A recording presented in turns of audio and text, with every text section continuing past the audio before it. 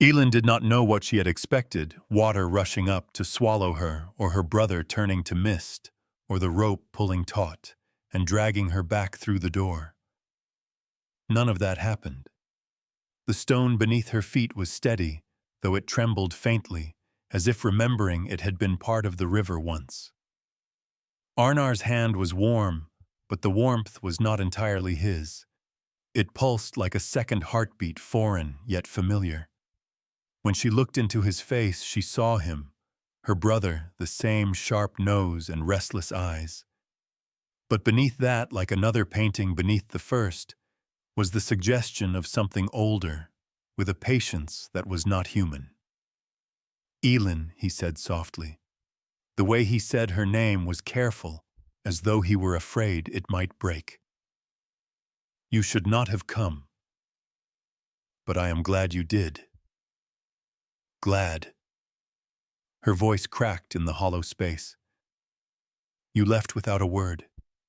You sent me a letter, and then you vanished. Do you know what that did to me? I know, he said. His eyes lowered, and for a moment he looked entirely himself, no shadow beneath. I wanted to tell you, but once I heard the song, words became useless. It called me here, and now I can't leave. Elin shook her head. There's always a way back. You're coming with me. She touched the rope at her waist as if to prove her point. I brought this for you too. But Arnar only smiled in a sad way. The rope will not hold me. It only knows your weight, not mine. The black water stretched behind him, calm as glass. From its surface rose faint lights, drifting like sparks, though none of them burned. Each shimmered a moment, then sank again. Elin felt her chest tighten. She knew without being told these were not lights at all. They were voices, songs of others who had come before. Elin Arnar said again, this place is alive. It is not a cave, not a pool. It is a threshold. They call it the Vale of Skogafoss. Behind the water lies the border of two worlds. If you step through, you are claimed by both. That is what happened to me. She gripped his wrist hard. Then step back through with me. If a door swings both ways, we can force it open. His smile deepened, almost amused, almost proud of her stubbornness. Little lightning, he whispered, always charging forward. But if I cross now, I will not be whole. I will unravel. I belong here at least partly, and I don't want to disappear in front of you. Elin's throat ached. You are my brother. You belong with me, with home. Arnar squeezed her hand, and the warmth surged again. Do you remember when we used to sneak onto the roof of the old apartment?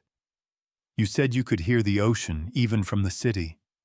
I never believed you, but you swore the wind carried it. This is like that. The song is not just sound. It is a way of hearing the world more fully. I can't turn it off anymore. If I went back, I'd hear it until I went mad. Here it makes sense. His words fell heavy between them. Elin wanted to scream at him, to shake him, until the shadow face beneath vanished. But she could see the truth in him. His voice was steady, not bewitched. His eyes, though strange, were clear. The rope at her waist tugged. A reminder. The door was closing.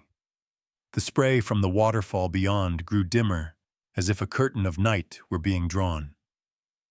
Elin Arnar said urgently, you must decide now. Stay with me, and you will hear the song forever. You'll learn what I've learned. You will not grow old in the same way, but you will never truly leave this place, or go back through the door and live your life whole. But we will never see each other again. Her heart slammed against her ribs. She looked at him, at the faint shimmer of other souls below the black surface, at the narrowing strip of light behind her. The rope tugged once more insistent, like a parent calling a child indoors before the storm. Arnar lifted her hand to his chest. Beneath her palm his heart beat fast, human. But beneath that she felt another rhythm, slower, endless, the pulse of the song itself. Tears burned her eyes. She thought of their mother, the smell of fish scales on her jacket, the little apartment, the roof where the city wind carried her brother's laughter. She thought of the years ahead of morning's work, warmth, silence, a silence without him. The strip of white from the waterfall shrank again. She had seconds. Elin Arnar whispered, "Choose." Elin's chest hurt with the weight of two worlds pressing in. The water around the stone lay so still that even her tears seemed too loud in the hollow. She tightened her grip on the rope at her waist. It was more than a coil of fibers. It was her life, her anchor, the one thing tying her to the world of light and air.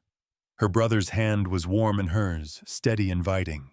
The warmth traveled through her arm into her chest, and for a breath she felt that if she let go of everything else, she would dissolve into that pulse, into him, into the song that vibrated beneath the world.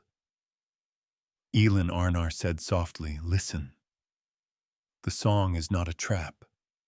It is an invitation. It doesn't steal, it offers.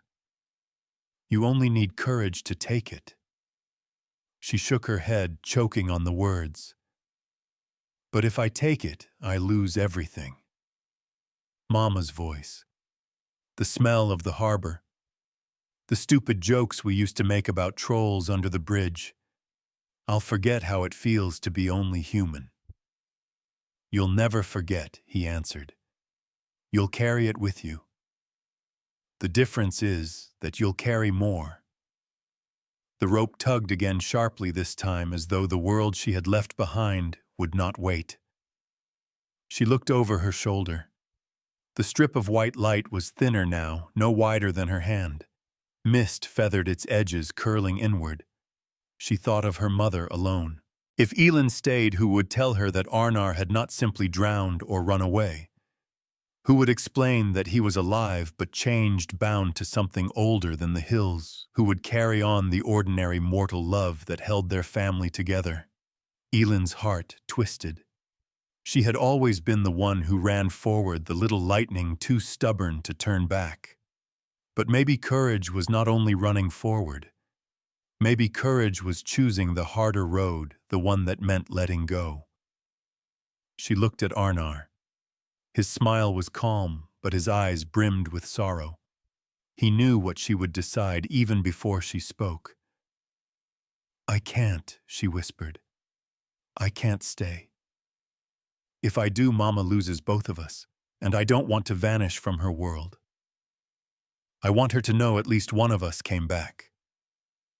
Arnar's hand trembled in hers. For a moment, the shadow face beneath his flickered like a reflection breaking on water. Then he leaned forward and pressed his forehead to hers. His voice was a thread of sound, barely human, barely separate from the song. "Then take me with you in this way." He pressed something small and cold into her palm, a stone smooth and black with faint runes scratched into its surface. "When you hear the song in the wind, you'll know I am still near. Not lost, just elsewhere." Tears blurred her sight. "I don't want a stone," she said. "I want you." "I know," he answered. "But this is what I can give. And maybe one day when the door opens again, you'll be ready. Or maybe not. But you'll have lived, Elin. Promise me you'll live." The rope yanked hard. The light at the doorway shivered, ready to close. Elin sobbed once, a sound pulled raw from her. She kissed her brother's cheek, tasting the salt of her own tears, and then she turned. Her body rebelled at the choice. Every part of her wanted to cling, to fight, to stay. But she forced her feet backward onto the stone's edge. The black water whispered beneath her, promising that she could sink and never be alone. She pressed the stone he had given her to her chest and stepped back again and again, until her shoulder touched the veil of white. Aelin Arnar called, his voice echoing with both his own timbre and that deeper, endless tone beneath it. "Little lightning, don't forget." "I won't," she cried, and then the waterfall swallowed her. The roar of Skogafoss slammed into her, deafening after the silence of the hollow. She stumbled against the wet rock, gasping. The rope bit her waist as the knot at the bed frame pulled taut, saving her from the surge. She clawed her way along the wall through the sheet of water and collapsed onto the riverbank. The mist chilled her skin. Above her, the night sky had begun to pale, streaked with the faint light of dawn. Campers still slept in their tents. The world was unchanged, yet Elin was not. In her hand, the stone lay warm as though it held the echo of a heartbeat. She curled her fingers around it and wept. Days later, Elin stood on the bus platform with her pack on her shoulders. The letter Arnar had left was folded in her pocket again, but now beside it lay the stone. She had written a new note this time to her mother, carefully choosing each word. She told her only that Arnar had gone where she could not follow, that he was not lost only far, and that he had left something to remember him by. She did not mention the song. Some truths were too heavy for paper. As the bus pulled away, Elin looked back once more toward the cliffs. Mist rose the same as always, a white veil draped across the land. To anyone else, Skogafoss was just a waterfall. But she knew better. She would always hear a faint melody under the roar, like a thread of silver woven into the noise of the world. She pressed the stone to her heart. "I won't forget," she whispered. And as the bus carried her away, the song followed her, not a burden, not a curse, only a reminder. A reminder that some doors close, but the bond between brother and sister once forged can never truly be shut.